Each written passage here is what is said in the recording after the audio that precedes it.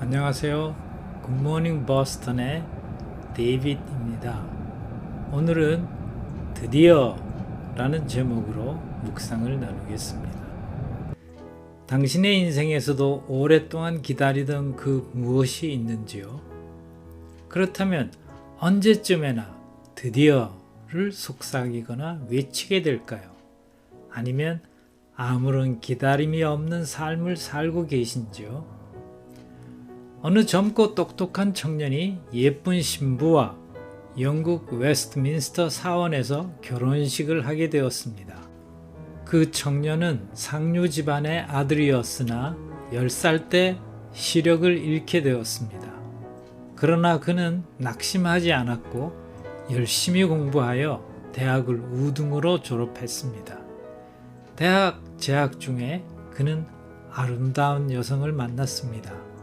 비록 그녀를 볼 수는 없었지만 그는 그녀로부터 진실한 배려를 느낄 수 있었고 결국 그 두 사람은 사랑에 빠졌습니다.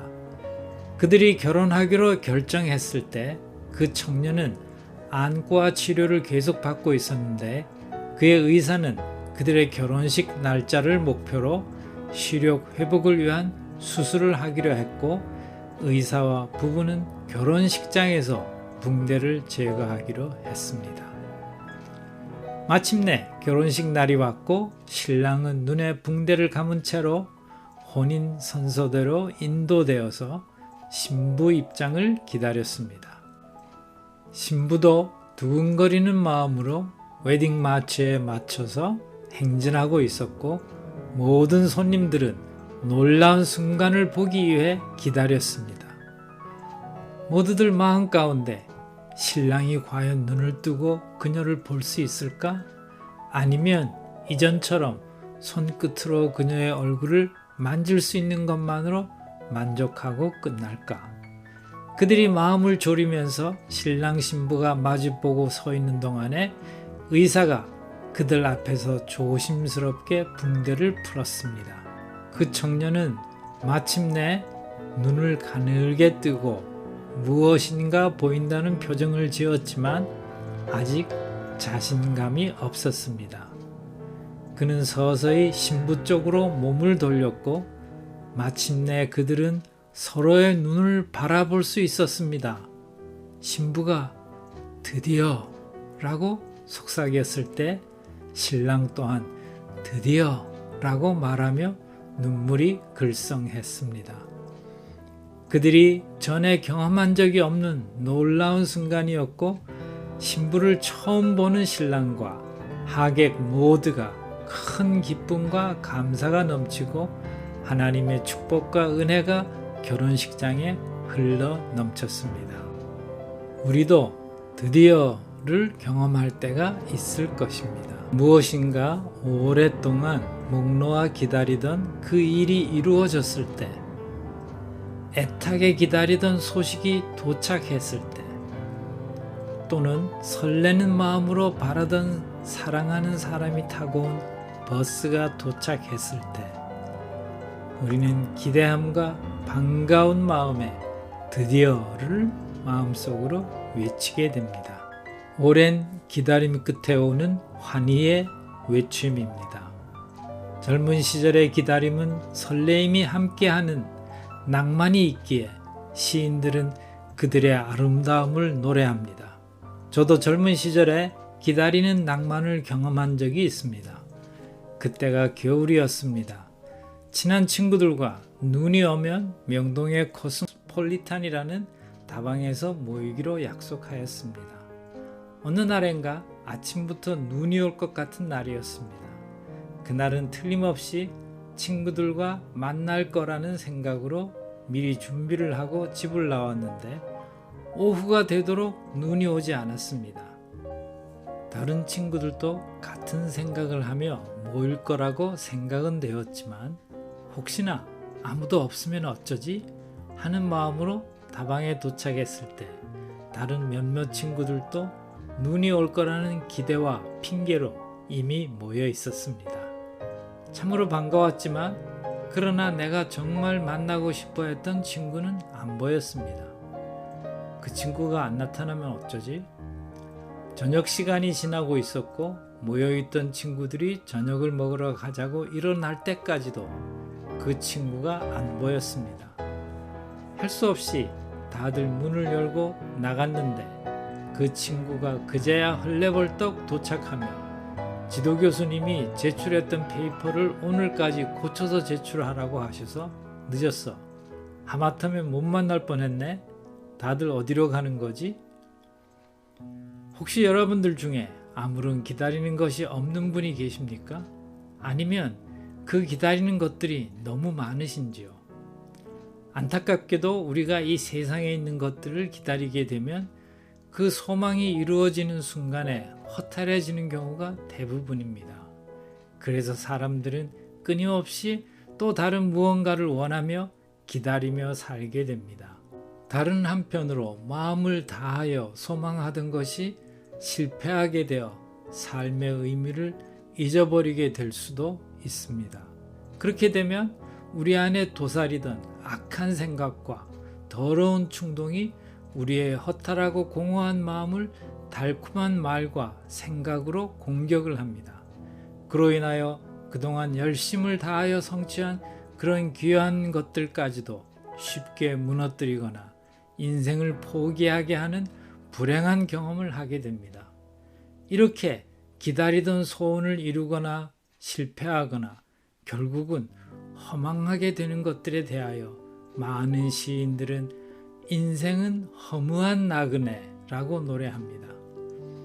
나그네의 특징은 어느 한 곳에 정착할 수 없다는 것입니다. 그렇기에 한 곳에서 무엇인가 기다릴 수 없어서 기다리기보다 모든 것을 뒤로하고 미련을 버리고 떠나간다는 것이니 나그네의 이미지입니다. 인생은 그렇게 이 세상에 태어나서 살다가 어느 날 세상을 떠난다는 의미가 되는 것입니다. 그렇다면 무엇인가 기다린다는 것은 아무런 의미가 없는 것일까요? 물론 그것은 기다리는 대상이 무엇인가에 따라 다를 것입니다. 당신은 무엇을 기다립니까? 아니, 기다려서 이루어도 허망하게 된다면 아무것도 기다리면 안 되는 것입니까? 어느 젊은 청년에게 스승이 물었습니다. 자네는 젊고 실력이 있는데 장래 희망이 무엇인가? 네, 대학을 우수하게 졸업하고 대기업에 입사할 생각입니다. 그 다음에는 네, 현숙하고 예쁜 여인을 만나서 결혼을 해야겠지요. 그 다음에는 아이 둘을 낳을 생각입니다. 그 다음에는 그들을 잘 키워야지요. 그 다음에는 결혼을 시키고 손자들을 봐야지요. 그 다음에는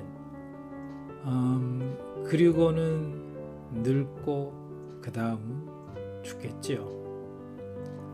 우리 인생에서 정말 의미 있는 것이 있다면, 기다릴 가치가 있는 것이 있다면 희망을 가지고 기다려야 할 것입니다. 더구나 그것이 나의 생각과 삶의 커다란 활력이 되고 소망이 된다면 더욱 그렇습니다.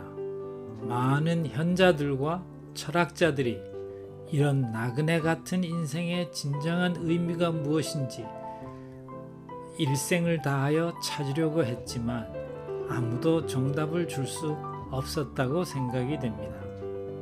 예수님이 십자가에 죽으시기 전에 제자들에게 내가 천국에 간다. 천국에서 준비를 마치고 하나님 아버지께서 보내시면 다시 와서 너희들을 천국으로 데려가겠다고 약속하셨습니다. 주님의 약속을 굳게 믿은 초대교회의 교인들은 눈앞에서 죽어가는 다른 신자들의 신음소리를 듣고 보면서 자신들도 그들처럼 죽을 것을 알면서도 예수님의 약속에 관한 영원한 소망을 포기하지 않았습니다. 그분들은 예수님의 약속을 끝까지 믿었습니다. 그 약속은 세상에서 잘 먹고 잘 살며 즐기다가 죽는 축복이 아니라 영원한 천국에 대한 약속이었습니다. 그분들은 고린도후서 4장 18절의 약속을 믿었습니다.